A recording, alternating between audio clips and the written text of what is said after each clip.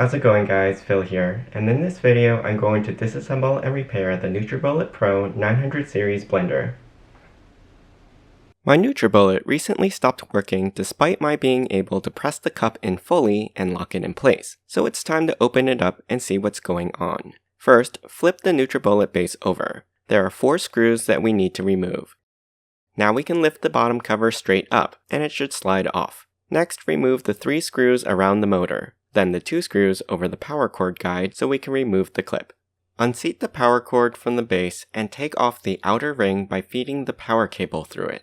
Then remove the metal sleeve by doing the same. Flip the unit back over and take out these 3 rubber seals by pulling firmly. We'll remove the 3 screws under these covers. Now we can remove the plastic shell on the bottom, again feeding the power cord through. While we're in here, it's a good idea to clean the long white actuator tabs and wipe off any residue from previous spills and leaks, as these can gum up the switches, making them hard to engage. The primary issue for me, however, is that one of the plastic posts securing an actuator has snapped off, so when this tab is pushed in, the green switch here doesn't engage. We'll need to remove the 2 screws holding in that switch. Just be sure not to lose the spring underneath. I'll also clean the adjacent actuator tab, even though it doesn't have a switch on it. After a thorough cleaning, we're ready to glue back on the broken post. I'm just going to use a bit of super glue here, and I'll make sure the post is lined up exactly like 2 pieces of a puzzle. Here's a trick to reinforce the bond. Carefully apply some baking soda, that's sodium bicarbonate, to the glue. This will create a chemical reaction that hardens up the glue fast and gives it added strength. Then I'll build up a tiny wall of powder around the post to really shore it up against future breaks,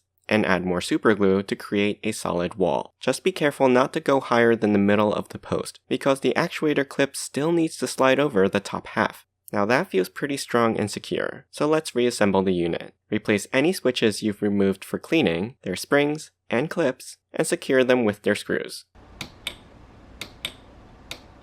The circular vent in the plastic shell should end up to the right of the rightmost actuator with a green switch. Then, when replacing the metal shell, line up the exhaust vents and feed the power cable through. Note the notch post that will line up with the logo on the base and the metal sleeve. Pull the cable through the base and rotate it until it falls into place. Then slip the power cable into the slot at the back, making sure the strain relief creates a seal on the inside and outside of the base. Secure the wires inside under the guideposts with the plastic clip. On the top side of the blender, reinstall the 3 screws and replace the rubber seals over them. Then on the bottom, replace the 3 screws around the motor. When reinstalling the plastic shield, pay attention to the 2 grooves in the cup. The motor wires should slide into this channel to separate and protect them from the spinning fan. The wires on the outside of this can be pushed to the side.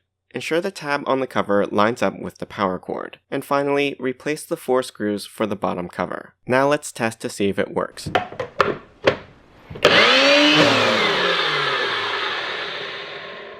Now, when I install and press the cup down, we can hear the click of both actuators, and the motor and blade spin again. And with just that little bit of cleaning, the action feels smooth and doesn't stick or require a lot of pressure to engage. I hope you found this repair video helpful. You can ask me any questions in the comments. I'll put links to the Nutribullet Series 900 and spare parts in the description below. Don't forget to subscribe to my channel, and join me next time.